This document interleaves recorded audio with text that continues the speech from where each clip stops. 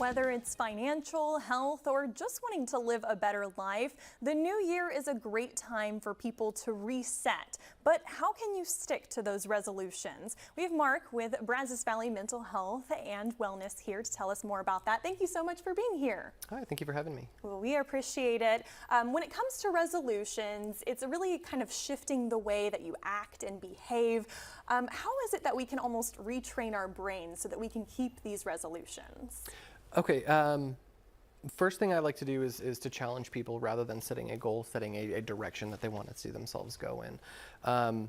Goals have somewhat of like an arbitrary end to them, and I encourage people to look at it as more of lifestyle change rather than just a goal.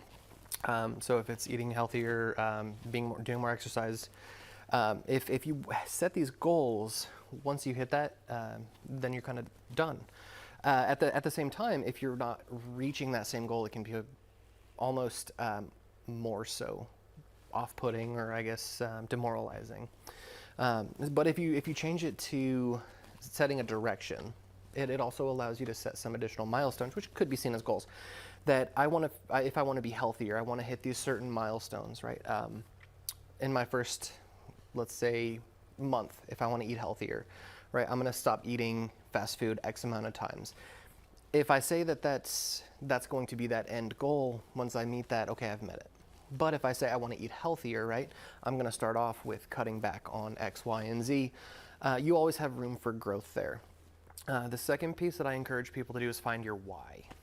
What I mean by that is starting off New Year's resolution, starting off any kind of goal, everyone's motivated. You're motivated, you're enthusiastic about it. You've already kind of gotten your first leg up. If you don't have that why, as life starts to creep back in, whether it's, late nights at work or, traffic, things along those lines, I just don't want to get home and cook, whatever it is, we start to make exceptions. We start to make a lot of those compromises. And that's where old habits will start to come back in. But if you find your why on those times where it's really hard for you to maintain goals, you can lean back on that why, right? If I want to live a healthier lifestyle, I want to feel better about myself. Well, I'm coming home late from work. I'll just stop at a fast food place, and we're not going to cook when we get home. But you can lean back on, well, I still want to feel better. That's my why. If I can hold on to that, that might give you that additional push to kind of keep that ball rolling. Goals are really easy when it's easy. When it gets hard, all of a sudden you do need to lean back on that why.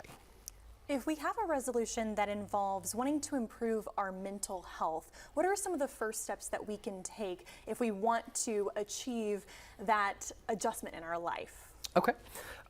As a therapist, I'm gonna tout my own people here. Finding a therapist that you connect well with is going to be a really good first start. I know it can be a little bit daunting to get your foot out there. That's going to be a really good first step, is maybe just even call and poke around. You can even, many of us are online, so you can Google us and find all of our information and kind of find somebody that you feel like might mesh well with you. Another one is setting some additional kind of milestones that you want to see yourself do. Is I want to be more social. I want to get out of the house more.